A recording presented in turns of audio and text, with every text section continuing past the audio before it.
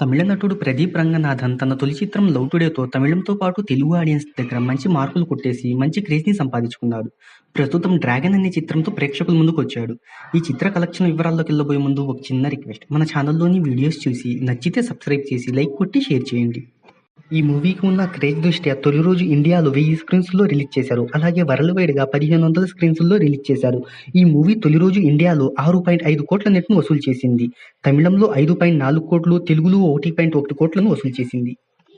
ఇక రెండవ రోజు ఇండియాలో 10.8 కోట్ల నెట్‌ను వసూలు చేసి అందరినీ ఆశ్చర్యపరిచింది.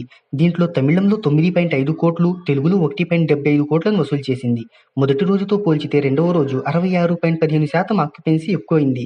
ఇక రెండవ రోజు వసూళ్ల విషయానికొస్తే మొత్తంగా 11.50 కోట్లను వసూలు చేసింది.